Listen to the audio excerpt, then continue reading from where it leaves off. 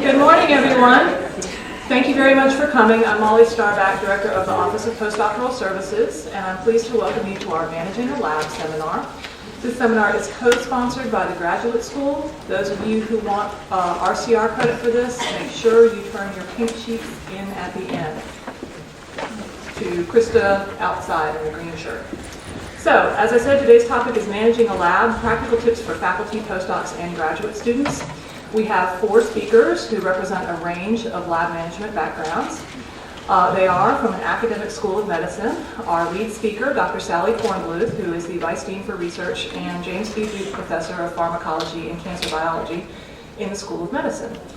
From industry, we have Dr. Deborah Bowles, Manager for Assay Development at Advanced Liquid Logic.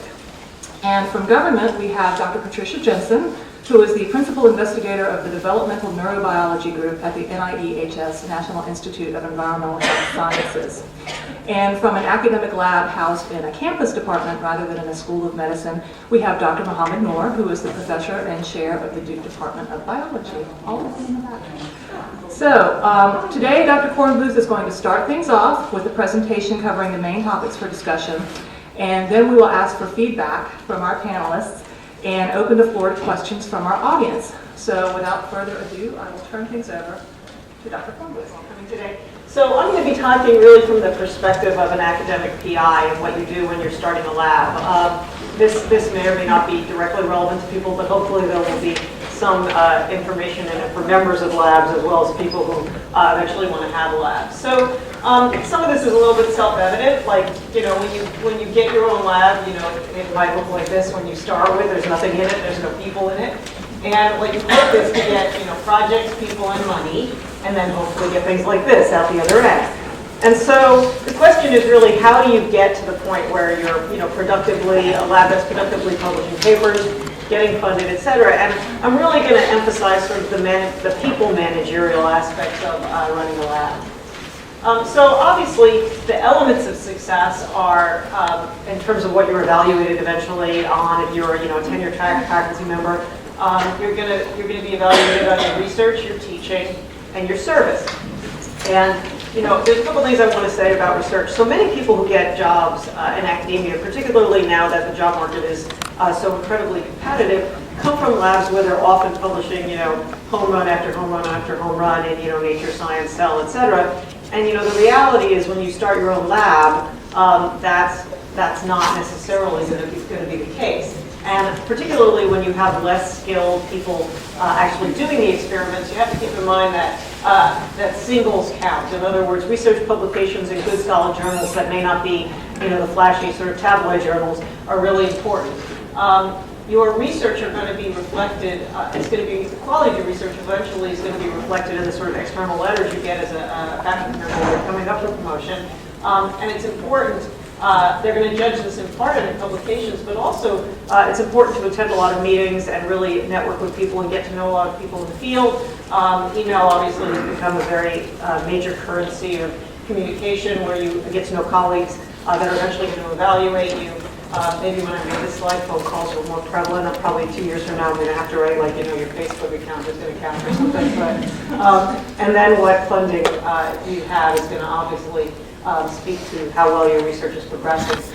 Now, it depends on what kind of institution you go to, whether teaching is something that's really heavily evaluated. I think at most places that are really grade 1 research institutions, you have to be competent. It would be great if you were excellent. But it doesn't, you may not get recognized predominantly on sort of the stellar qualities of your teaching. Very important to keep very good record and to ask for teaching evaluations, because when you come up for tenure track, job, promotion, they're going to want to see that, and then in-house and outside of the institutional service, study sections, paper reviewing, etc.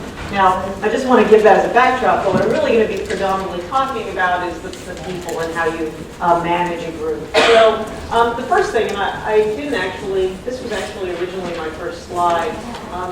Go back a second and see if it was there. Yeah, I'm sorry I didn't mention this. There's a very good book on this called At the Helm by Kathy Barker, which was put out by Cold Spring Harbor Press that I highly recommend, that talks about how to manage a lab. There's also one actually at the bench for new people in the lab. So I've in the past given that to people in the lab, and also that was distributed to all our graduate students a number of years ago. And then there's this book, Forward, I think it was for Welcome HHMI type thing, Making the Right Moves, where also a lot of the stuff I'm going to talk about is drawn from. So I refer here to the Barker book because this was adapted directly from that book, which is, the first thing is you as a PI. Why on earth would they have hired you in the first place? The first thing is scientific skills. You've been trained to do experiments, analyze the data, write up data, and then, ultimately the scientific career, some of these become more important, arguably analyzing and writing up the data. Most labs, the PIs are less active at the bench. You've been selected, hopefully, because you're confident, you're resilient. Integrity is obviously a critical element, that you have communication skills. And the other thing is that unless you're persistent and able to deal with difficult people, you're probably going to throw up your hands early into the job and say that you can't do it. So what do you actually have to do as a PI? Obviously, you have to set the scientific direction. In other words, you have to decide what you're going to work on, what the diversity of projects are going to be, et cetera. You have to pick the right people. You have to get money. And this cannot be understated. You have to cheerlead. I think almost everybody in the lab goes through times when they're less than happy about how things are progressing. And part of your job is to kind of keep people moving forward and not sinking into depression when things don't work. So what about people? So you have to pick them, as I said, and you have to manage them. Now, that sounds a little bit Machiavellian. I mean, part of being a successful PI is to be able to get what you want out of the people, and that's generally, good research that you can publish. But you also have a responsibility. You have to guide them and mentor them and give them what they need. And I think that people realize once they have a lab for a while that sometimes those two things are divergent. In other words, you may really want something that is at odds with really what the best thing is for the people you're trying to manage. And I would argue that it behooves you to put what they need first in the end, even though that's sometimes difficult. And then unfortunately, and I'm really bad at this, you have to fire them if it doesn't work out. I think in this age of constrained funding, it's going to get, you're going to see it a little bit more where people really can't afford the labs that they have. There has to be a way to kind of let people know that they're not meeting the criteria for productivity. This also becomes really important if you only have a small group, because individuals can make a disproportionate impact on the lab, and you have to think about how they're affecting the entire group. So what do you do in terms of putting together a lab? How many people do you want? What kind of people? Now, a lot of people, when they start their lab, start by hiring a technician. Often this is really critical simply because you need to do a lot of administrative work. You have to understand, how you order, how you get materials in, how you get animals in, et cetera, et cetera. And often a technician will be integral to setting this all up. But there are people who use technicians primarily as their hands to do experiments. Some people use them strictly in managerial capacity. And you have to decide if you have what it takes to run a technician for having them do experiments, because you have to give a lot more detail and guidance than you might have to do for a more independent trainee. Students and postdocs are obviously the remainder of the lab, and a lot of this is going to be determined by what your comfort zone is in terms of training students, whether you can attract good postdocs. I would say for many PIs, when they first start their position, you can attract much higher quality students than you can postdocs, only because the postdocs are wanting to go to more famous people than you are at that point. And particularly at a place like Duke, where the students are very high quality, you can really drive your lab forward on a predominantly student-heavy lab. Now, going back to the technician issue, do you want one? If you do decide you want a technician, how do you find one? You can get tips from colleagues, word of mouth, people who are available. Human resources is often a source of applications, and I hate to be jaded here, but it requires a good deal of persistence to comb through a stack of technician applications from HR and figure out which are good and which are bad. Friends can often suggest people. And actually, I actually hired my first technician through an ad in the News and Observer. In other words, there are people that don't look through the Duke, HR listings and might be interested in getting a technician job, and that might be true wherever you wind up getting a job. Now, when you decide to hire a technician, You need to get recommendation letters. You need to assess their work experience, what they know how to do and don't know how to do. And this is actually an interesting alternative, and I've known a lot of people do this, where there are a lot of schools where there are temporary technician services. It's almost like having a rotation student where you can assess for 2 or 3 months if they're actually a good technician. I would recommend this if this is an opportunity, because there's nothing like having the person work in your group to try to get an idea of whether they're any good. And as I mentioned, some people want to have a technician to actually do a project, do a scientific project, and some actually deploy a technician to simply help others. So you really have to decide how you want to weigh those alternatives. Now, when you try to hire someone, a technician, you want obviously someone who's smart. Organized is critical. If you have a technician leave and everything they made or did is completely in a shambles, it's not going to help you. It would be nice to have a technician who's not emotionally high maintenance. I think you already all kind of know what I mean by that. You will definitely have students and postdocs at one time or another that are high maintenance, and you don't need like the sort of administrative backbone of the lab to also be high maintenance. They need to have good hands. They need to have a strong work ethic and enthusiasm. I cannot overemphasize this enough. You need to interview people in person. If you can't interview them, don't hire them. The other thing is, if you're getting recommendations, don't look at just the written letters. Call every reference that they give, because people give a very different story when they're asked questions point blank about someone than what they're willing to kind of put out in a letter and gloss over a lot of the problems. Now, in terms of students, students, it varies from institution to institution. Students that can be kind of competitive to get students. There's a lot of good labs. You want students to join your lab. And there are different things you can do. Now, a new PI coming in has a little bit of latitude. You can email new students. You might get a mailing list. This is within limits. I mean, I think students are put off and your colleagues are put off if you're actively individually soliciting students by email to come to rotate in your lab. It used to be when students actually collected mail from a mailbox, you could actually put your research information out. But I think one mailing to the program at the beginning of the year is reasonable. The other thing is there's a lot of usually beginning of the year events, social events. For instance, here you can place part of things like the Beaufort Ethics Retreat, things where the students are going to see you. Always grab any possible opportunity to give a departmental presentation on your work. That's sort of an open forum, and you often don't get that opportunity after you've been hired. So, being part of the seminar series, asking colleagues. So when I first started, there was sort of an overflow of students from several of the senior faculty labs around me. They were always referring students my way, and I try to refer students to junior faculty colleagues now. And so basically asking colleagues to send students your way tends to be very effective. And the other thing is that as you try to attract students, you want to articulate the strengths of a small lab and a starting PI and how they're going to get a lot of attention. Now, to be fair, I articulate the opposite now. You have to sell what you have, good community and lots of people to help you, et cetera. So, you have to sell what you have. And when you're starting, you have you, and you have your ability to pay a lot of close attention. Some students don't really like that PI to know, every lane they're loading on a gel, and that's going to be off-putting. But you'll have the students attracted to your lab who really are interested in getting a lot of close personal attention.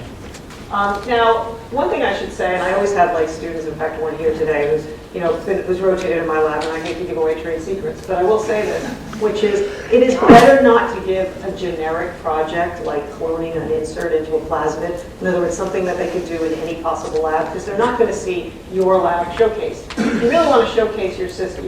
So these are frog eggs. We use a Xenopus system. If people aren't going to like the Xenopus system, they probably shouldn't come to my lab. And so they should see what it looks like during the rotation and also get the satisfactions that the system has to offer, fast results, etc. Now, there are two different models for rotations. When I was first starting, I would give them a very self-contained project where they could get a nice little body of work done during the 8 to 10 weeks, and it was very directly under my supervision. Now that I have a larger lab, the two things really are to have them be part of an appealing team. So if you have someone really grumpy in the lab, you really shouldn't assign rotation students to work with them because they're not going to come. So you really want them to work with people that are going to be likable, and also some probability of data. You cannot guarantee that a project is going to work, but if you give them something that's a total dog of a project and there's no possible way it can work, you might as well forget it. Now, what about the student after the rotation? How do you decide if you're going to take them? One thing that's really important is the chemistry with others in the lab. I never take somebody in the lab if they're they don't mesh well with the lab. Another thing that's not on this list is funding, actually, because you really don't want to take somebody that you can't make a long-term commitment to. Also, you don't want to take somebody that you cannot mentor in the way that they need. Everybody needs different things. Obviously, they have to be smart and enthusiastic. And this little thing here, I actually ignored for a long time. I don't mean whether they can get like a piece of good data. I mean if they can get a piece of data. If somebody spends like 8 to 10 weeks in the lab and they never give you an interpretable result, my experience over the years has been that you're never going to get an interpretable result. So it's just worth bearing in mind. And here's some red flags. This actually came from the Burroughs Welcome HHMI book. Unwillingness to take responsibility for own actions. If they blow up the centrifuge and they say it was somebody else, that's not a good sign. Complaining about others in the lab. In other words, if there's already starting to be dissatisfaction where they're going to come to you and say, so-and-so was mean to me and this person doesn't help me, that's just going to be the tip of the iceberg. Demanding special privileges like, I can only meet with you on alternative Thursdays from 10 to 11. That's not going to work. Evasiveness. If they don't want to show you their primary data during a rotation, again, that's a bad sign. What I like to call memory loss about experiments. If you're a PI and you've got a bunch of people in the lab and you remember the details of their experiments a whole lot better than they remember the details of their experiments, that's a really bad sign. They should actually, since they're doing very few experiments at that point, they should actually be able to remember what they're working on. And then high absenteeism. In other words, if somebody's working in your lab during a rotation, you actually want them to be there, doing the experiments. Now, this is interesting. Sometimes you have to turn down a person. And, again, often it's because of money. Sometimes you just have too many people. Or you can't, it's a bad fit with the needs, their supervision needs and your time. And that's usually the most common, I would say. Sometimes people just don't like them. Sometimes they're incompetent. But, I haven't seen that actually too much here at Duke. Often this is a problem. You don't really have a suitable project for a beginner. I've actually had PIs say to me, well, I really need someone who can do, intricate, neurosurgery on rodents or something. You're just not going to get that from a rotation student. And if that's really what you need, you shouldn't spend your time and energy there. And this is from the Barker book. Advice hard to follow. True, but hard to follow. Don't hire people when you first start out just to have bodies. It's such a strong impulse. You have this empty lab and you just want it to fill up so it looks busy. But you often get people who are really bad. It's hard to apply the kind of criteria you should at the beginning with people. This is definitely true. You look around this empty lab and you're like, oh my God, I just have to get people in. And that's always a mistake because you're going to have to live with a particular student for 5 years, and if they're really bad, you might have to live with them for 7 years or 8 years. So you don't want to do that. Now, in terms of hiring postdocs, the main question I usually ask is, are they better than the students I can get in the lab? In a place like Duke where the students are really good, I don't want to hire a postdoc who's more expensive if I can get good students. What's their background? Are they smart? Are they good technically? Again, the seminar and the interview is absolutely critical. What I often find during the seminar is I ask people questions, and if they don't know their work to the kind of sophisticated level that I would expect of someone in my lab, I don't want to hire them, particularly if they're talking on a topic that I'm not that aware of, but I can still ask them questions that are too sophisticated for them to handle. That's a bad sign. As with technicians, recommendation letters, definitely call their references. The personality is really important. Again, do they mesh with the lab? They need different things from a student, and if you're not prepared to give them projects that they can take with them, and you're not prepared to help them get an independent position, then you shouldn't take them. This doesn't come up with students because with students, they're usually going on to a postdoc in a different topic, and so they don't really need to take a piece of the project with them. But if you are opposed to doing that, you really shouldn't take postdocs. And this is actually quite important. Sometimes postdocs are or are not eligible for independent funding, or they may even have independent funding when they come. And this obviously makes a difference in terms of the bottom line budget of the lab. Now, one of your biggest responsibilities in running a lab is mentoring. And again, from the HHMI book, it's a personal one-on-one relationship between a more experienced scientist and a junior scientist or scientist in the making. And you get benefits from mentoring people. There's enthusiasm, there's new ideas, et cetera, but it does take time. And what you have to think about is, how accessible are you going to be? In other words, is it okay for people to come in and out of your office all the time? Do you want to have appointments? How do you want to deal with that? You have to, in mentoring, be open-minded and consistent. In other words, people are going to be, you're going to see all kinds of strange things, and you have to kind of be open-minded in how you deal with things. It's important to be consistent. I think if you run hot and cold with people, then they really don't get a good mentoring experience. You have to be patient.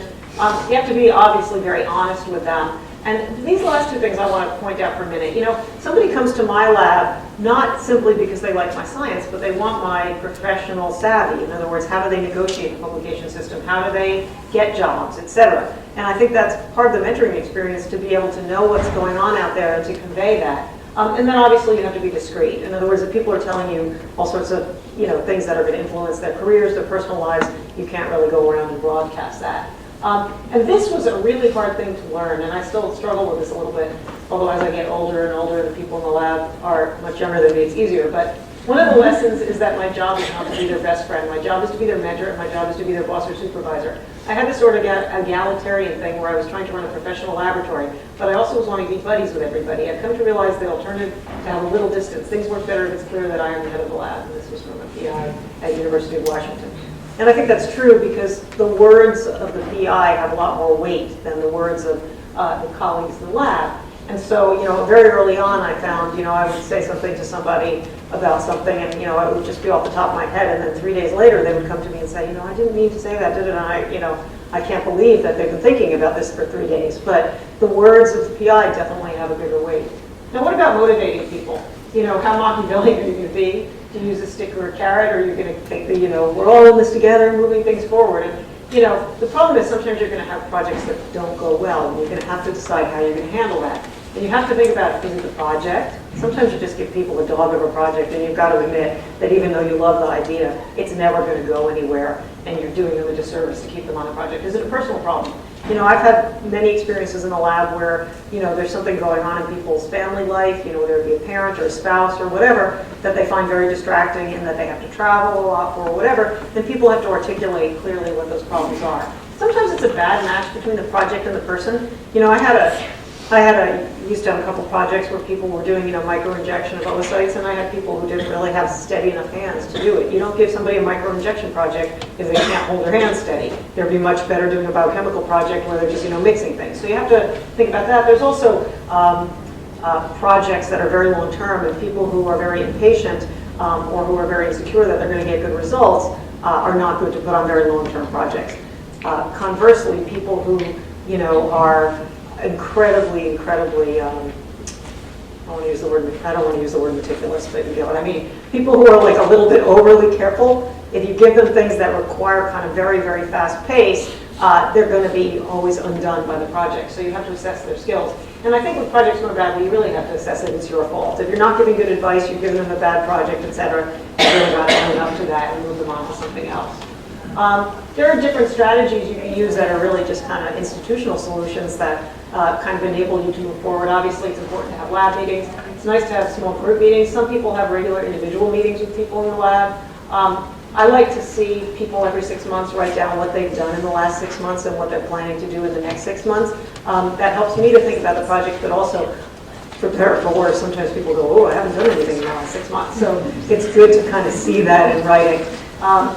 I like for people very early on to think about how what they're doing might fit into a publication, and often they can see as they lay it out that there are holes in the argument, so that helps a lot to see what is missing. Sometimes you might want to pull together a bunch of people in the lab to strategize about experimental approaches, and then again, how much open door time are you going to have? Do people have to make appointments? Do they come in and out? One thing that you're going to find, I think, in any lab, almost no matter how small, is the issue of territoriality. People tend to feel, rightfully, ownership of their project. But the question is, if you're living in, Durham and you feel ownership of projects that are, in San Francisco, your scope of territoriality may be a little bit too large. And I think different people in the lab have different expectations. In other words, can anybody else in the lab work on anything vaguely to do with their project versus they have a well-defined project, and can anybody else in the lab work on things that are related? And I think, as an advisor, you have to be very careful in articulating what those boundaries are and what you consider reasonable and convey that to the advisees. And I think it's important to discourage discussion between lab mates. Bob Weinberg said, I must spend 60% of my time trying to maintain a sense of harmony in the lab. I want people to get along, to cooperate. It's very difficult to do that, It's hard enough with your own family, but managing with 20 people is almost impossible. That's really what my job is all about, okay? And so you really have to get people to move to help each other, to not be in conflict. And I find the best way to do that is to kind of constantly articulate what the boundaries are on projects. And I will say, like, you set the tone of the lab. I think most labs take on sort of the personality of the PI, but you're stuck with your own personality. So if you're somebody who doesn't really like confrontation, you're not going to be able to run a lab where you're constantly, like, in a situation where you have to resolve confrontational issues. If you're somebody who doesn't like to talk to people a lot, if you're shy or you're reserved, you don't set up a situation where you're constantly, engaged in conversation. If you're somebody who can't, shut up about things, if somebody wants to work in absolute silence, they shouldn't be working in your lab. So, there's a range of behaviors, and you have to the lab has to be how you want to build it. It's going to reflect your personality. People should join the lab or not, depending on whether they like that environment. Now, no matter how well you do, there are always going to be some kind of morality issues. People are happy when their projects are good, they're sad when they're not good, et cetera, et cetera. The worst thing in a lab, and every lab has had these kind of people, is Schadenfreude, pleasure in the pain or failure of others. You don't want this guy happy because this guy's failing. Okay, and so when somebody gets a great paper into a good journal, what you really want is, as a lab, everybody's really happy for everybody in the lab, but you don't generally uniformly see that behavior. Because often you see somebody who's like really happy they got that paper in, and then the person at the next bench feeling miserable because they're a failure. And it's part of your job to kind of equalize that. It's what I call result jealousy. You really have to be even-handed. So when people's things are working or not working, you have to kind of treat them as similarly as you possibly can, although it is very, very, very difficult to avoid getting excited about things that are working and getting a little bit of avoidance behavior around things that are not working. And I think that that's something that you have to really actively discourage yourself from doing. That said, I think everybody has his or her day in the limelight. I just remember this so well. There was a guy in my lab some time ago now who wound up getting 2 Cell papers and 8 publications, and he just finished his postdoc and he just got an assistant professor job at Hopkins. So by any criteria, he's done really well, and he's a great guy. And I remember though, like year 3 in the lab, nothing was working, and he said to one of my postdocs, Sally doesn't pay any attention to me. And I said, he's developing things, his day will come. And then by the time he finished, he was like, can you just tell Sally to stop talking to me? She's paying like way too much attention to me. Because, and so I think everybody has that time. Now it's important, I think, to maximize collaborations in the lab and really get people to interact productively. And again, you can do that by trying to minimize these other issues. You can also, have parties for the lab. There's day-to-day socializing events. I don't think you want to spend all your time on small talk, but if they don't know who you are at all, that's bad. You can have lunch with people, you have the time. What's most important, though, I think, is to control your own emotions. And, I can, do as I say, not as I do. I can't claim to be perfect about this, but one thing I do think is important is to control your anger in the lab. And I think this is true. Someone said to Kathy Barker, I lost 2 years in the lab because of one incident where I lost my temper publicly. A student not from the lab told all the other students about the incident, and not one person even did a rotation with me for another couple years. I think this is really true. I think I can count on one hand in the 16 years I've had a lab when I've lost my temper with people, but I can only think of one time when I really lost my temper publicly, and it's really, really important to suppress that.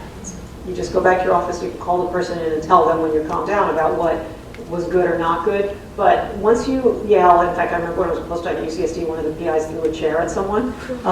That is, not acceptable behavior. This is actually the hardest thing to do, I think. It's really the hardest thing to do. And again, I can't claim success on this, but no talking about one member of the lab to another lab member. This is very difficult to do, but it helps the lab a lot. It's one thing if you go to somebody and say, so-and-so is having problems in their project, do you think they can help them? I'm concerned, what can I do? That's okay, but it's, oh my God, they're the laziest person I've ever seen, why are they never in lab, da-da. I can guarantee you it's going to get back to them, and it's going to poison the relationships in the lab. The other thing is, no matter how mad you are, no matter how upset you are, don't attack people personally. You can say, look, I'm really disappointed you haven't gotten anything done on this project, etc. You can't say, I'm disappointed you haven't gotten this done because you're really stupid. So I think you really have to be very careful not to attack people personally.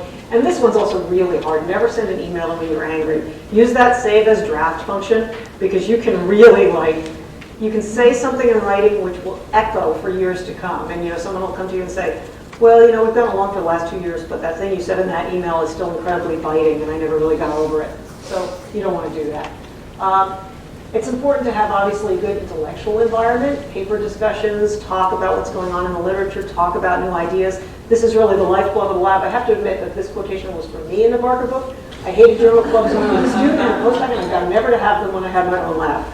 And you know what? We don't have journal clubs. We can talk about papers casually. I always hated sitting through people presenting figures, and I vowed I wasn't going to do that again when I had the opportunity. But that's a personal thing.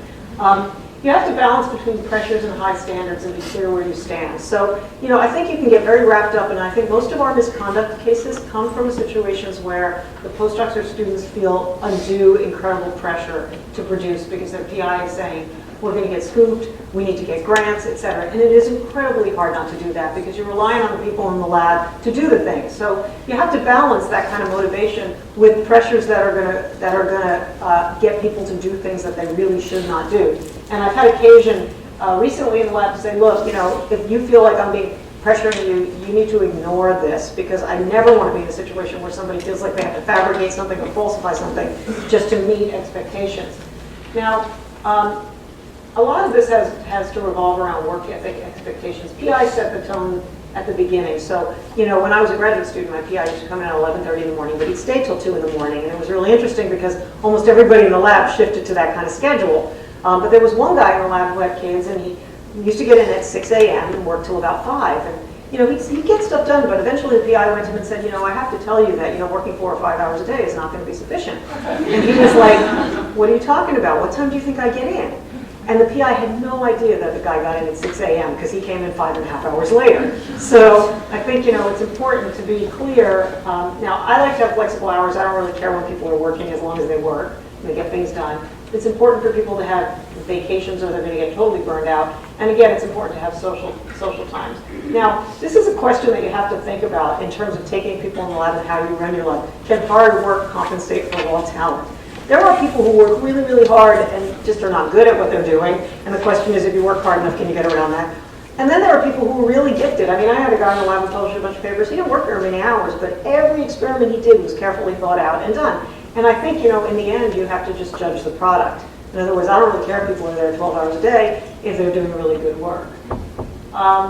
This is something I just want to emphasize absolutely critically. If you see people in your lab keeping bad notebooks, this could come back to bite you in a major way. And I've seen this with people in the lab, and I've sat down and said, here's what you have to do. And I'm not sitting and auditing their notebooks, but a month later I might say, please come back to me and show me what you've done. Show me what you've done. Because if they have a bad record of their data, this can really cause problems, particularly if someone in another lab ever questions your data. I tend to really frown on people using PowerPoint presentations with polished and sliced up data for lab meetings. I think you want to, as a PI, always make sure you see all the raw data, whether it be in individual meetings or lab meetings, because it's you who are ultimately responsible for the data. And then, the other thing you have to think about in lab is, how often do people have to repeat something so it looks good versus forging forward on their projects? And, I've had people in lab who really just, keep moving forward and they develop a very nice story, at least one that we can appreciate. But when you go back and actually look at all the individual pieces of data, there's nothing that would stand up to external review because, there's smudges all over the place, or there's controls missing, or there's lanes missing, or whatever. And, I think you have to think about that. One thing I mentioned earlier is having people outline papers. If they start to think about their data as publication data very early on, it helps them to think about what quality the data has to have to actually achieve publications. I think in a lab it's important to have some kind of laboratory job rota. If everybody's using the same buffers, then it makes nice sense to have people pitch in to do that. This is actually my advisor who passed away about a couple years ago, but I always really liked this. And I don't know if you could do this, but he had a lab manual, okay, which he gave to everybody in the lab at the beginning of the year, which had things like lab policies and all the things you needed to know about keys and badges and safety and supplies and what meetings we had in the lab, what he expected, protocols. There were a lot of common lab protocols, reagent recipes, publication citations, et cetera, et cetera. Now, the interesting thing is, and I don't think I have this page. No, I don't, because it was lost to time, but the instructions were just exquisite. I mean, it had things like, imagine you're doing the experiment and the phone rings, and he would tell you how you should move your samples. So always move, if you have a bunch of samples, as you pipette into them, always move one to the right, so that if you get distracted in the middle, you'll know where you were when you come back. So, you may not want to go into that kind of detail, but, the people in his lab are now like PIs all over the world, and whenever we get together, which we do on occasion, we always harken back to this, lab manual that had this really incredible pieces of wisdom in it. Now, one thing you'll find as a PI is you're going to probably have to do collaborations to be successful, particularly in this sort of interdisciplinary environment. And I would say, as a rule, you should always make sure that you, as the PI, okay all collaborations. It doesn't mean that you have to be right in the middle of them or negotiating, but the worst thing to do is to go to a meeting and have somebody tell you that they're collaborating with you that you've never heard of. So it's important to know you can let lab members negotiate the details. And then, you have to think about the authorship in a flexible way. And it's best when two labs really need each other, spearheaded by one lab, and the other lab just does ancillary help, or the two labs really put half stories together. And, almost all of the authorship conflicts I've ever had were not between members of my own lab. They were between members of my lab and another lab. And the format of that dispute was always, I thought my person should be the first author, and they thought their person should be the first author. So I think those things are important to sort of sort out up front. I have to say things like, co-equal first authorships have helped that a lot, but that is an issue. I think you need to set a policy for your people in the lab going to outside meetings. Some people allow or encourage everybody in their lab to say everything that's going on in the lab.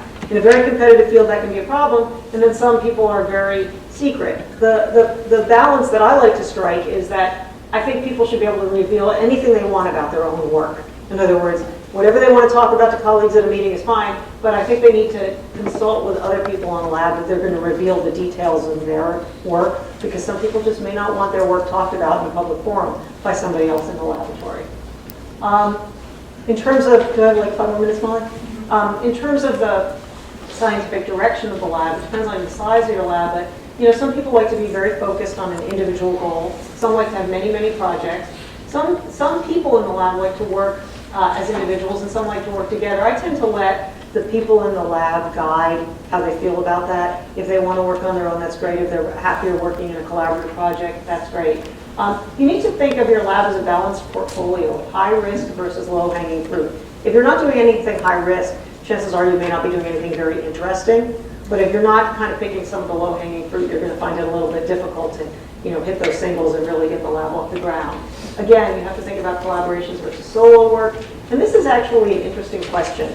So you have a balance of maintaining your research program so that when people hear your name, they associate you with that area. So when you get letters, people think, oh yeah, so-and-so did a really great job in this.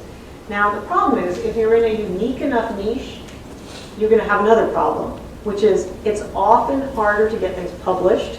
It's often harder to get things published in a high-impact journal, and people may not have even heard of you if your niche is so small. So that's really a balance. I think the best thing is to work, in a fairly mainstream field where you've developed, obviously, a unique aspect of it. But that's something that you have to weigh for yourself. And you have to know your own style. In other words, what kind of labs are you comfortable with? Know the capabilities of your personnel. I alluded to things like microinjection, brain surgery, et cetera. You have to know if somebody's actually capable of doing those projects. One thing I will say is, if you're working in a reagent-intensive area, you should make as many of the reagents yourself as you can. That's reasonable and affordable. So I think about this. There's one lab in California that I have asked for so many antibodies over the years, because he actually sat down and made the antibodies that we should have made from the start. And it always seems, I don't want to take 2 or 3 months out to make those antibodies, but we should have done it from the start. And then we're at that person's mercy, and they wind up on every paper that we have on the topic. It begins to get a little bit old when they just give you antibodies. I think you have to be publication driven. That's the way we share information with colleagues. That's the metric of success. And when you think about your own research angle, you need funding, but I wouldn't be driven by requests for funding. People who keep switching topics simply because there are requests for funding out there really wind up to have a hard time. Sometimes you'll see a request for funding in a related area and you think of a really cool idea you wouldn't have thought of otherwise. That's fine, but I work on cell cycle or anti-apoptosis, and suddenly I see an RFA on limb development. I shouldn't think, I could get money if I work on that. It just doesn't work. And then, to some extent, you let the lab members choose what they're interested in. How much of it is okay is up to you. So you have to drive things forward for grants. But what I've always done is say, this is the general area I work in. If you come up with something interesting in that general area, we can usually work something out. This question, as I mentioned, how high you shoot, you have to worry about being scooped sometimes if you're in a competitive field, but you don't want to shoot too low or you're impinging your success and also the people in your lab. Part of the thing you learn to deal with, I think, over time, I think people aren't usually aware of this as individuals, but at least as a PI having a reasonably large lab, you just get rejected all the time. And you have to learn to kind of just say, okay, it was rejected from there, I'm going to send it here. Or it was rejected from there, and I'm going to listen to what they had to say and see if I can revise, etc. And you have to kind of get used to that. There's something called the rejection acceptance. I mean, the acceptance rejection, which is, you get a rejection, but if you really read between the lines and you do what they ask, it will be accepted. So you have to learn to kind of parse what the style is for individual journals and ask colleagues what they think about the letters you receive from journals. Often you'll find a colleague who wants to co-submit on a similar story. This is interesting because it's often like a feeding frenzy. For some reason, some of the really high-profile journals actually seem to like this. In other words, if 5 different people came up with the same conclusion, it must be true, and it must really be hot. So if you're co-submitting, sometimes that can actually work. Now, you need to think about whether you're going to publish least publishable units, the barest thing you can scrape together, or wait for a big story. And again, this balance also often reflects on how likely you think it is that you're going to be scooped on the main point. And then you have to decide when you're going to write, which it reflects this, and then who writes. If you have good writers in the lab, the best thing is to let them do the writing and then do some editing.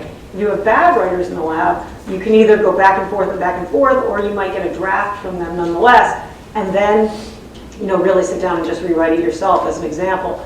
There are labs where the PIs write all the papers. That's okay if that's what you want to do, but the people in the lab have to be aware of that, and also you have to be aware that there may be many technical details that you miss from not being on the ground that are not going to appear in the draft unless the people in the lab put that information in. Getting money, unfortunately, is going to turn out to be one of the major jobs if you're an academic PI. You have to be strategic, think about what grants you're going to get. When I first started, I used the saturation bombing strategy. I didn't get an NIH grant for my first 3 years as a PI, actually, and I wrote every little grant that I could find under every rock. You may just have to do that to get started. Again, NIH is the main funder, but there are lots of non-NIH grants. They're federal, large private sources. They're very obscure private sources. So really trolling the internet and looking for funding that might be less competitive can actually be advantageous as a starting PI. Now, there are a lot of funding opportunities that are only available for starting PIs. They're usually called this or that scholar awards. You really need to take advantage of them. The competition is much less steep because you don't have very senior people competing in the same pool. And there's often a lot of in-house grants, seed money programs that you really should keep your eye on. Again, you might think, oh, do I really want to write a grant for $20,000? The answer is yes, because a lot of $20,000 add up. And those pools tend to be a lot less competitive because big PIs with lots of people in the lab sometimes don't even bother to write those small grants. And then I think a really critical thing is to write things early enough so that people can read your grants and give critical input. It is not worth these days putting a grant to the NIH that several people have not read and criticized. You're just wasting your time, and they only give you 2 submissions now, and so you really want to put your best foot forward. And the last thing, obviously, to successfully running a lab is time management, and I actually have no magic advice here. If somebody else does, I'd welcome it.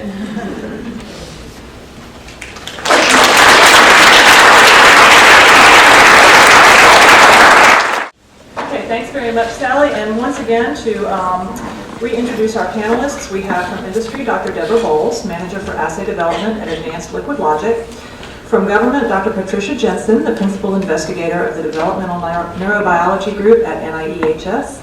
And from an academic lab, Dr. Mohammed Noor, Professor and Chair of the Duke Department of Biology.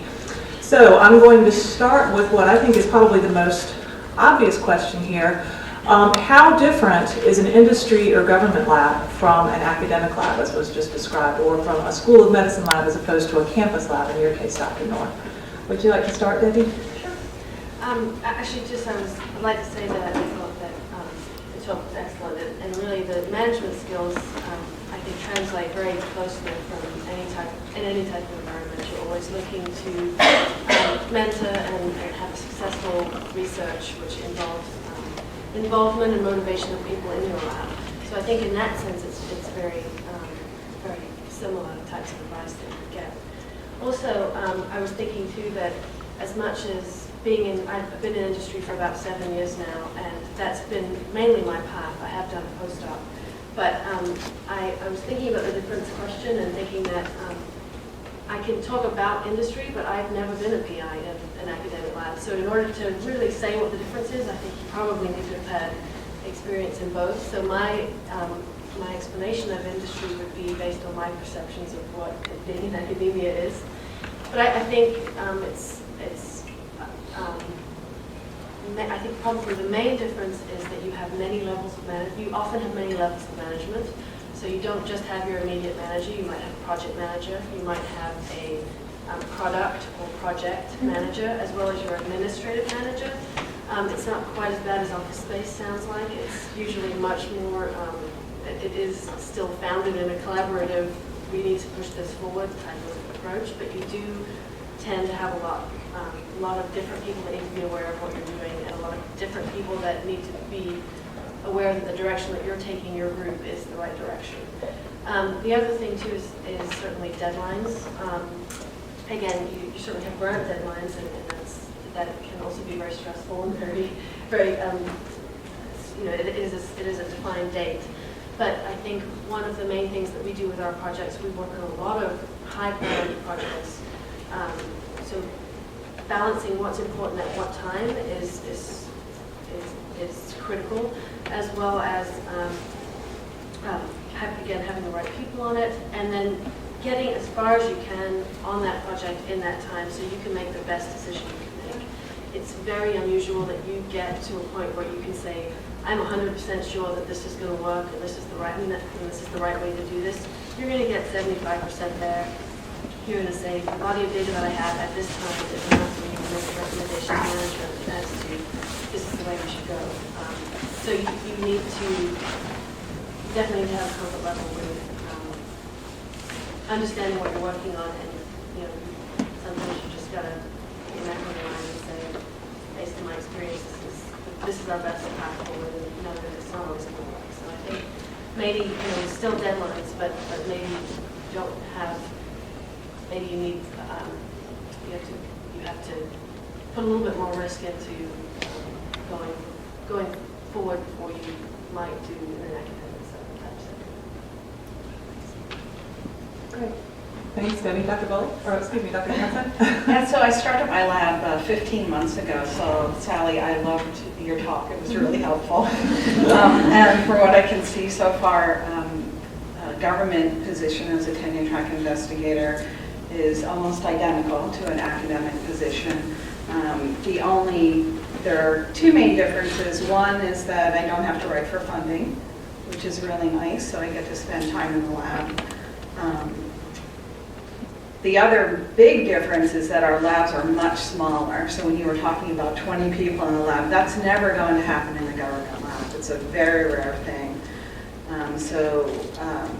When I accepted the position, I was told I can have 3 positions. I don't have to worry about the funding for those 3 positions, but that's all I can have is 3 positions. And even if I'm doing excellent and publishing and just doing everything I'm supposed to be doing, I'm not guaranteed to have any additional positions in the lab. Where in an academic position, the more funding that you bring in, it's that's your limitation. So other than that, I think everything is identical. I've gone through in the last 15 months a lot of the things that you pointed out, and it's been fantastic, though. It's been really exciting. Thanks, Dr. Hansen. Dr. Noor? Well, I agree with absolutely everything that Doc said. There's virtually no difference when you're looking just at the lab level between, a lab in the School of Medicine and a lab in the arts and sciences.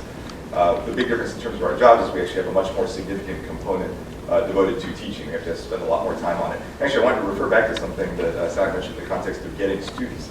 Honestly, that's a really good way of getting students. Even if you're in the med center as well, is to teach part of, say, like a graduate program's Common Core course, and do a 2-week segment in there. That's a great way for a lot of people who are new incoming grad students to see, hey, this person's really dynamic, the kind of stuff they're talking about is really exciting, and I'd potentially like to do a rotation with them.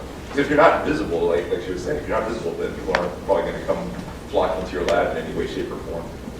One other thing I was going to mention too in the context of teaching is we are actually evaluated on it, not so much for tenure. Actually, our provost has a very specific quote on this, that if you do okay teaching and excellent research, we'll give you tenure and tell you to improve your teaching.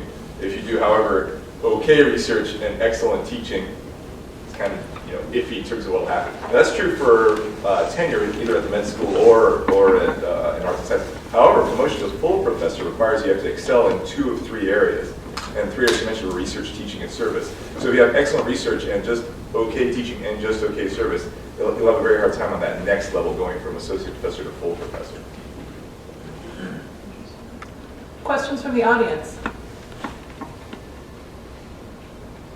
Don't be shy. I had a question. So I'm in the field of ecology, so you guys are talking about attracting students through teaching, through rotations, things like that. But in our case, generally, students apply to work with a specific person in the first place. So, maybe it's there. Yeah, actually, a lot of people in our program do that as well. In biology, a lot of people just come and say, I want to work with this person. At least in biology, you have to do a tutorial where you have to have some sort of close interaction with other faculty in addition to the person with whom you've actually came. I don't know if that's true for the university program in ecology or not. It is different there. It's a different dynamic. One thing I advise is being extra selective in that context of who you try to recruit. Now, one thing that Dr. Kornbluth mentioned was always calling references. One thing I'd encourage in that context, specifically if you're trying to recruit potential students, is not just call, but actually cold call.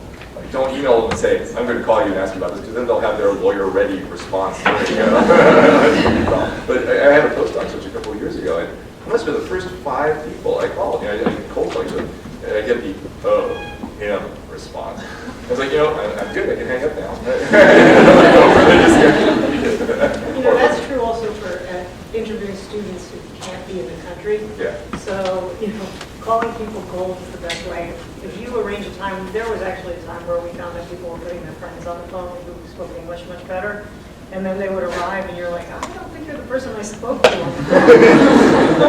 So a cold call is much more effective in that way. Other questions? Can any of you comment on the challenge of time management in the lab?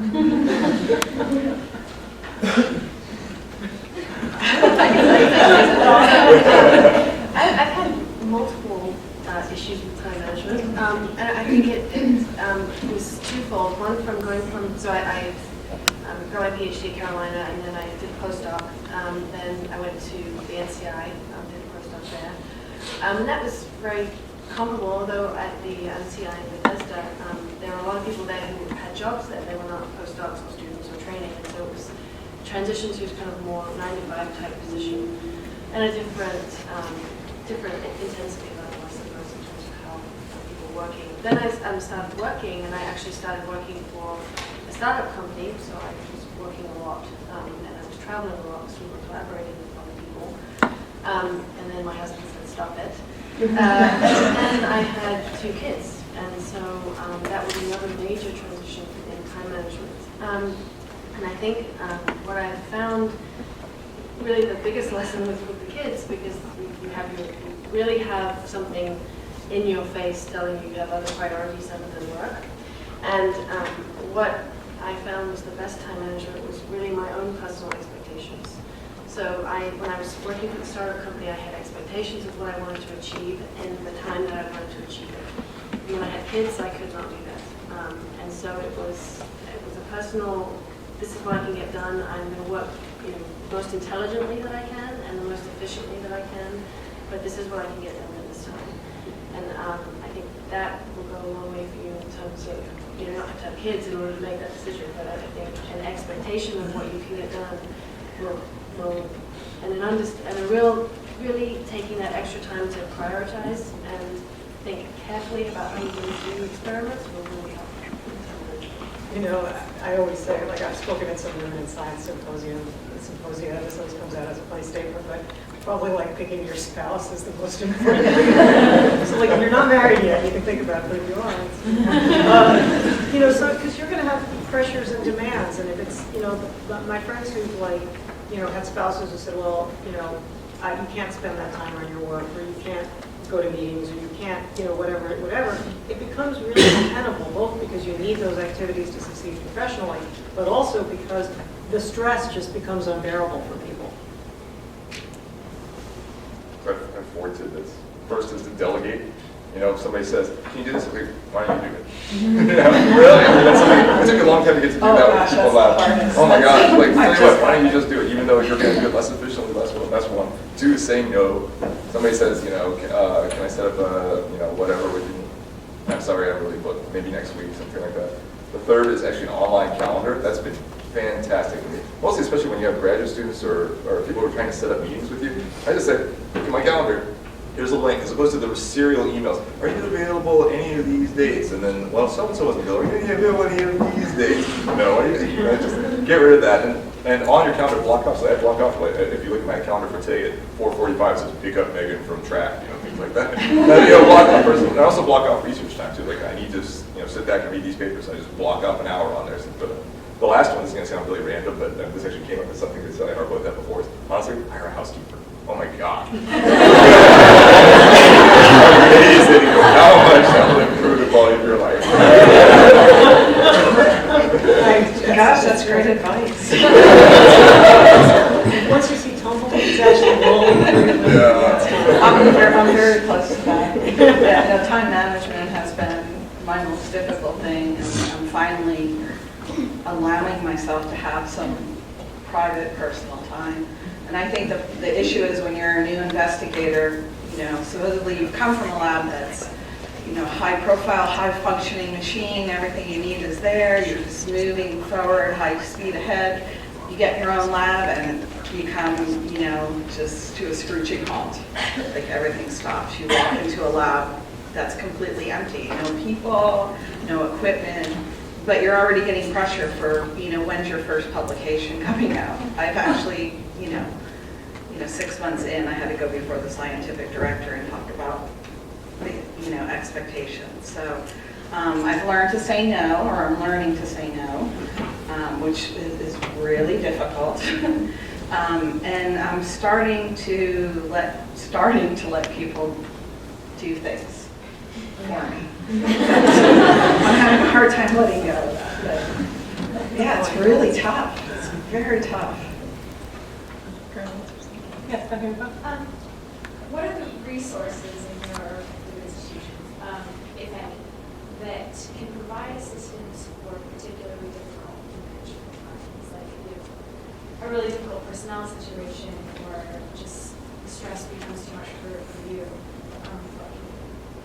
So there's a couple things. One is, there are psychological counseling that's available. That's sort of on the, the extreme end. On the other extreme end, which is really more for staff, HR can be very helpful. But we also have a student ombudsperson and a postdoc ombudsperson, so when there are conflicts that you can refer them. These tend to be more kind of like casual mediation.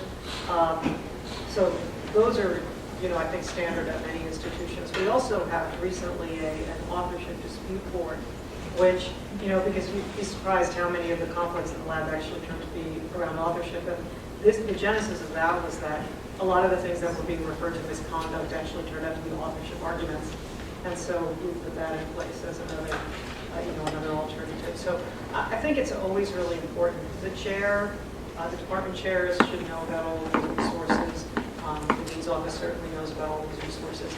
And I think that people should avail themselves of them sooner rather than later.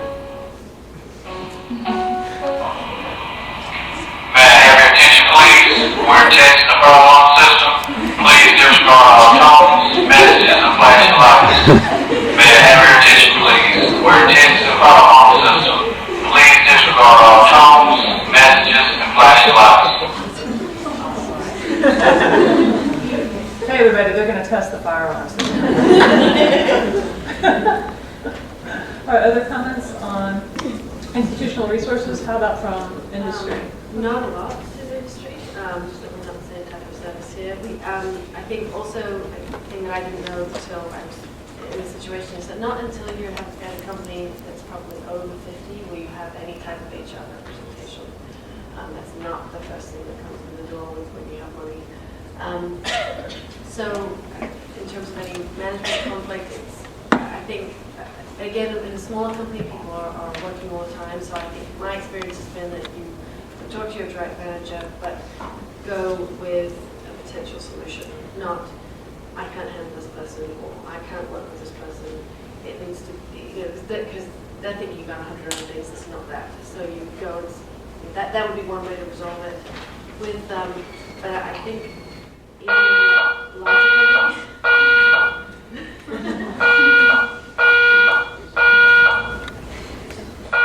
Don't panic.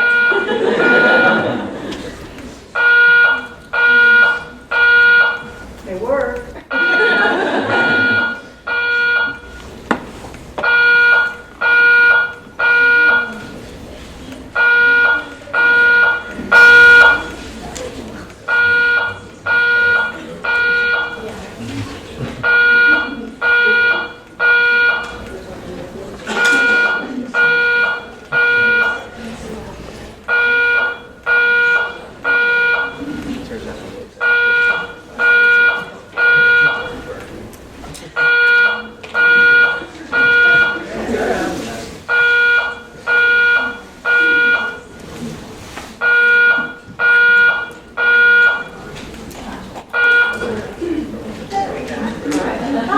Larger companies, you certainly have HR that you can discuss, and most likely other managers or other, if it's your direct manager that you have an issue with, either of that or to other managers and people are comfortable talking.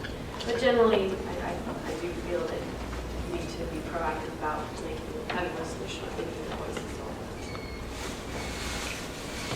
Thank you, Dana. Government is no different than an academic institution.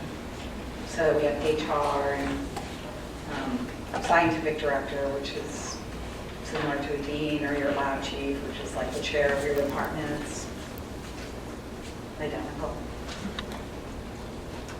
Thank you. Anything to add, Dr. Miller? Nope. Other questions? Can you talk a little about startup money, negotiating that in the game? It's really tough. And one of the things to do around med is just ask around. I mean, it's different. I mean, if you ask us, we got our jobs a while ago, relative to when you guys are getting your jobs. So, I know some people right now who are applying for jobs, they were calling me saying, what's the typical startup? I don't know. I got mine, many years ago. So ask around and find out what's sort of typical. The biggest thing is just figure out what you really need. What do you need to do your research? Ultimately, it's, the university is investing in you, wanting you to be successful in your research, right? So if you need, a confocal microscope and, X, Y, and Z, come up with everything you need. And, add to that then, the amounts of, I want to have a technician for a couple of years right off the bat and maybe money for, say, 2 student RAs or something like that.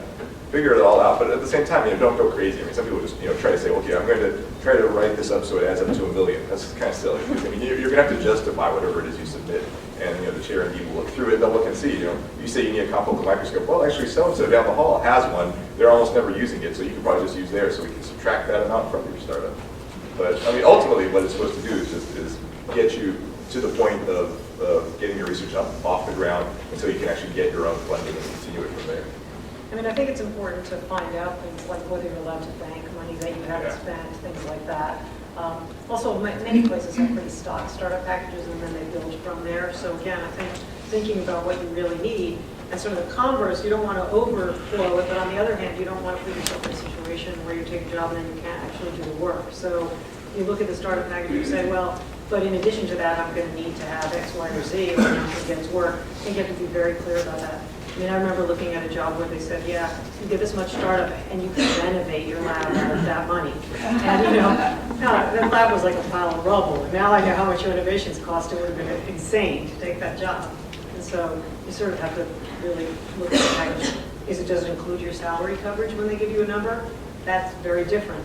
From if you bring in some of your salary, can you keep the money that they're saving on that? Will they add that to your startup package? So there's a lot of variables there, and I think you just have to really understand thoroughly what they're giving you and what's included and what's not included.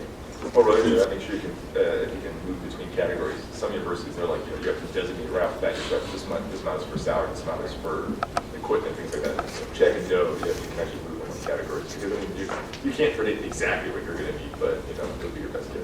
It's better to get a lump sum. Any differences? Start making your list as early as possible, though. You know, I had several colleagues that were on the job market at the same time, and we were sharing lists, and you know, really just walk around the lab and write everything that you would need to be successful, right? So you're being hired by someone, they want you to be successful, and so that's how I wrote my list. What do I need to be a successful scientist? And then I was able to justify anything over what their original offer. Related to that, I'd also say, if there's any technique in your lab that you don't know how to do, but that when you start up your own lab, you're suddenly going to wish you knew how to do, you know, when you've been relying on someone else in the lab as a common reagent, make sure to learn it before you leave. You know, I have had people leave the lab and realize they never learned to make a chromatin prep. You know, can you send me chromatin? I can, but not forever. I mean, you know, you have to, you know, so things like that, I think people have to learn. Sally, I've got a question that you touched on very briefly that was submitted. How do you fire an unproductive worker? It seems like they are often not fired and just hang around making things worse for everyone else.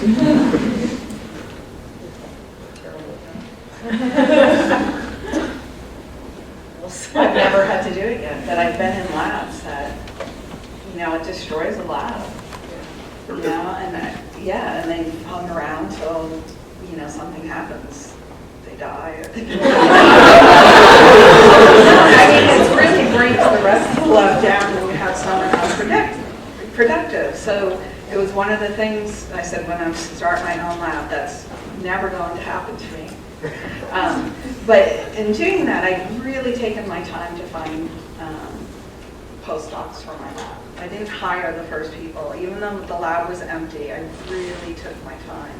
And it goes back to what Sally said earlier, is to know your personality. You know, when you interview someone and you just know right away that you're not going to get along, don't hire that person. Really know your temperament and your style, and you know, and I, you know, found people that, you know, I really get along with, that I really like. It's not only that they love the science in my lab and what we're doing, but, you know, we have a nice, everybody loves coming to the lab every day. So hopefully I won't have to fire anyone, but I think that's wishful thinking. It really depends on what the person is, too. If you're talking about like a PhD student or a postdoc or a technician student or an undergrad, I mean, an undergrad is pretty much easier. So like your hours are now 0 to 5. But you know, as the other categories, it's a lot more difficult. I mean, often, I guess I've had to let people go at all those levels, unfortunately, over time. It's the opposite field. But I mean, if it's a PhD student, part of this is to figure out what the problem. I mean, for anything, you have to figure out what the problem is. And if it's something about, you know, this really maybe isn't the right career track for this person, talk to them about it. And talk to them about it not in a, you know, you suck sort of attitude, but more in a, like, you know, what does he really want to do with it? Well, I want to do this, you know, amazing research. Like, well, given what's been happening so far, you know, is this something you really see yourself doing, this kind of thing? And you know, often, you know, it's come up several times where the person's actually somewhat relieved at the point where they're finally gone, because they see the writing on the wall, and you see the writing on the wall, and it just takes for a long time for the writing to become action. Yeah, I'll just talk over it. May I have your attention, please? We have completed testing of our own system. May I have your attention, please? We have completed testing of our own system. If it's a lab technician, or I think potentially for postdoc as well, the big thing is you have to talk to HR as well and make sure you followed exactly the rules on it in case it doesn't end up good. You know, just make sure you know, documented everything properly. You've done the, you know, however many written warnings, however many verbal warnings. You can't do them all at once. So if there's 2 written warnings, fine. You know. So that's important. Good documentation from the beginning. Exactly. You also try to find out what it is, you know, you alluded to this, what they want. Usually people are pretty relieved. You know, Exactly. I have had occasion for students to leave, and in every case I called them in and said, you know, is this really, really what you want to do? And they usually come back and say, you know. I think, I mean, industry is, I have also not hired anyone directly. I've worked at 2 companies that have been 50 people or less. So people, actually the vice president or president has been the one to hand off the news. We've had some, and again, you don't want people to fail. So if you have somebody coming in and you've already invested a year or 2 in getting them up to speed and training them, it's more of what's going wrong, why you're not performing at the level that we're expecting you to then even transitioning people into some other role if it's really not working out. You do certainly document when you speak to them and say performance is an issue. These are the types of things you can do. I think, again, the other point that you made is looking at yourself to make sure you're managing them appropriately for them to succeed, or that their manager is doing such. But when it does come down to actually letting someone go in industry, it's somebody walks into your office at 10 o'clock in the morning and says, please gather your personal belongings right now, and out you go. And you don't get to say goodbye to anyone, you don't get to take your contacts, to grab your purse, your wallet, and out you go. And so, I mean, it is pretty traumatizing for the whole organization, because one moment that person was there, and now that's it, you're no more discussion with them. But there's a good amount of, we need to help this person succeed prior to that happening. But because of what you're working on is proprietary, and it's a poisonous relationship, and in industry it's how you go. Questions? Yeah, I had a question about whether do you think you should encourage getting constructive feedback and criticism from your lab, and if you do, how you might set that up? Because my experience with many of you guys, either ones that really care about mentoring or things have blind sides about weaknesses in their personality, and I've always found in general the lab is very aware of it, but doesn't feel like it's appropriate or know how to give them feedback, and they're always giving you feedback. So how do you do that? Or whether you just say, that's my personality, live with it. I think you should only encourage it if you actually intend to do something about it. In other words, it comes off a little bit hollow if you tell people you want criticism and you never, listen to anything they say. I think it's better to, at least in my experience, it's better to elicit that in one-on-one interactions. I've had experience where somebody was obviously really distressed by something I had done, or they were dissatisfied with something in the lab, and I sat down with them one-on-one to ask what the issues were and try to, work things out and change things. It becomes, if you sit down in a lab meeting and you say, well, what am I doing wrong? There's going to be one of two responses. One is, oh, nothing, you're great. The other possibility is once you open that door, it's going to be a feeding frenzy. And, what you don't want to have is like, you come away from that thinking, I'm going to fire them all. It's a careful balance. So I think one-on-one is a better way to do that. I totally agree with that. One-on-one is definitely the way to go. And it is tricky because, often I find out about problems in the lab at the point where it's at the explosion point, whether that problem is caused by me or caused by somebody else. And it's very variable when you're talking to people one-on-one. Some people will be very, very eager to give you feedback about yourself or about anything at all about anybody in the lab. whereas other people, man, somebody could be setting them on fire every morning. They're like, nope, I'm fine. I had a postdoc who got very drunk at a party and told me what I had done wrong scientifically throughout my career. And the phone rang the next morning. I looked at my husband, I'm like, I know who that is.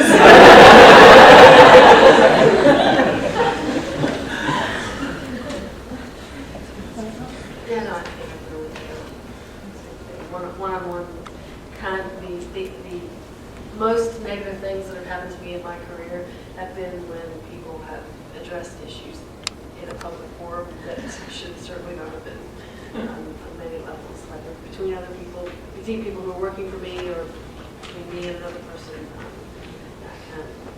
And then again, the other main thing is wait at least 1 hour before you have that conversation. I think you may really not want to, but it makes a little difference. Questions? You talked about service to the university. Very often young professors, at least what I see at Duke here in medical school, are asked to do, seems like too many things. Can you comment on this? About like how much time you should really do this service, or should you start saying no?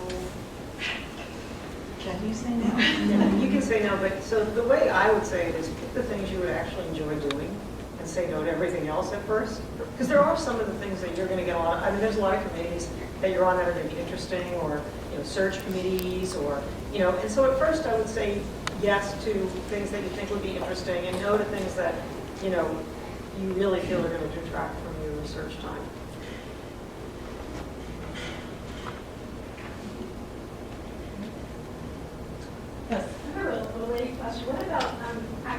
establish your professional reputation in your field outside of the university, how to balance those two, when they're clearly taking you time away from lab, you're speaking somewhere else, or you're giving educational talks in a meeting, or peer-reviewed things that are not directly promoting your research program, or that advancing your science in your lab with your lab personnel, but that are establishing your own personal reputation, how to balance that.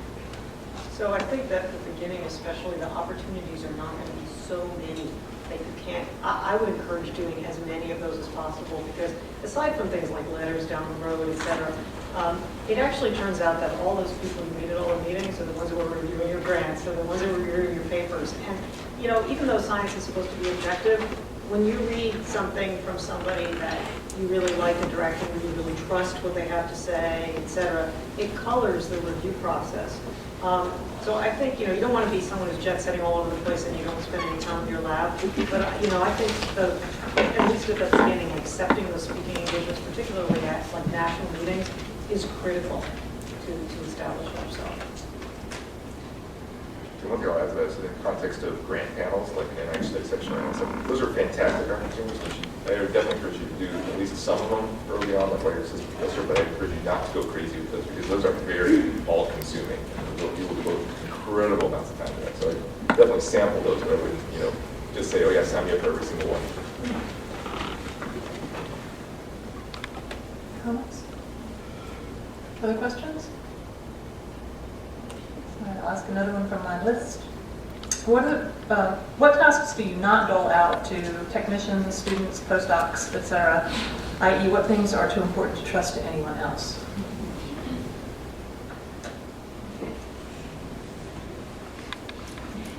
There are PIs that have people write portions of their R1s.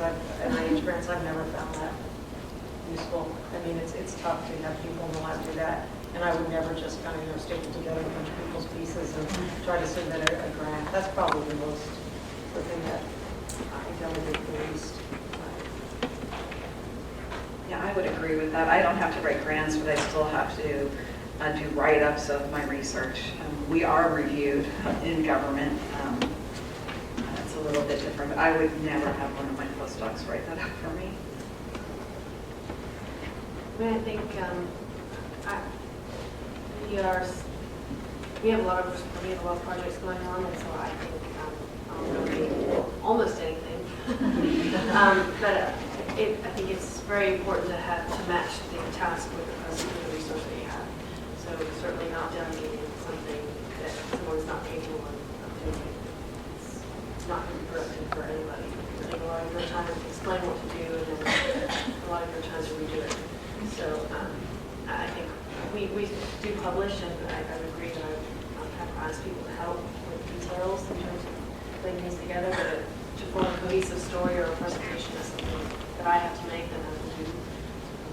But I'll also delegate the presentation if someone who's done the work in the lab, and I'll have them do it. So not write it really, just do writing.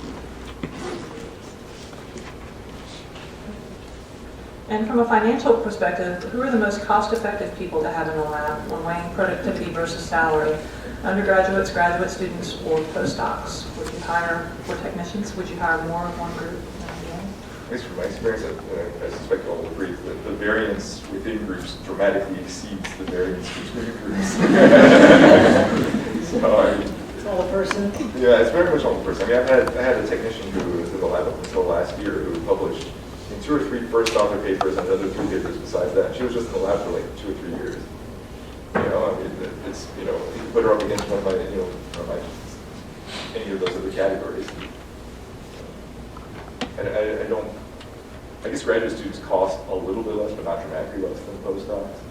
But at the same time, they have to take classes, and, at least in the beginning, they're not as well trained. But again, the variance within those categories dramatically exceeds the variance between. And I think for industry, it's often what is the task that's needed and what level is a person to complete that task is needed. So if you've got your group is everybody's 100% on 5 different projects, and you have a new one coming on, then maybe you need someone with a more senior background to really run that project and start it and really make effort towards it. Versus if you have a mixture of people in your group and some people have extra time, then maybe you could take, or you have extra time, then you can have more of a manager role, let several people take it on, so you might hire someone at a lower level. But a lot of it has to do also with budgets.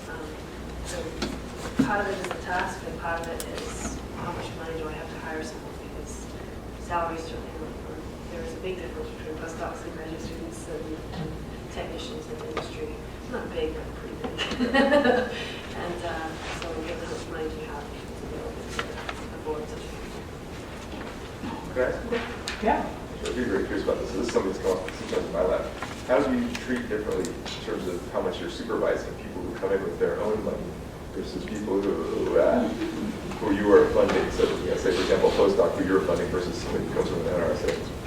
So I never made any distinction there, actually. I think of the project as the project, and the individuals, I sort of supervise more based on their, now, it may determine whether I take someone or not, if they're, particularly postdocs, if they're eligible for funding. Because sometimes you just reach the end of your budget, and if they can't possibly get an NRSA, then I might not take them because I just have no way to fund them. But in terms of the actual running of projects, I've never made any distinction.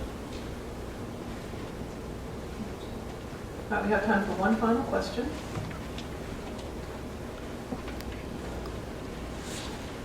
Yes. How do you learn good interview skills, how to really get the most out of 30 minutes that you have with somebody? And also, is there anything at your institutions about how to do that well and also how to do it legally? Because I feel like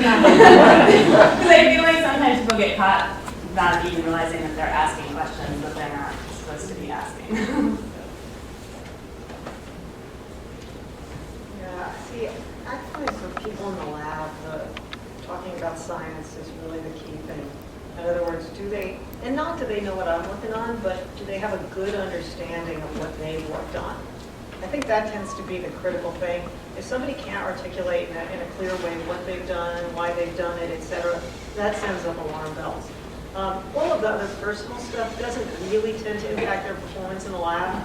So, it might down the road, but it's not a criteria that can be weighed. So I think digging on the interview really about getting them to explain what they've done, what they're interested in, why they picked your lab, et cetera, at least showing they've read the papers, they've thought about things, that usually is a critical thing from my perspective. I would agree. I think a typical industry interview process is you would have generally resumes come into HR. There's generally no screening. You just get 400 resumes on your desk.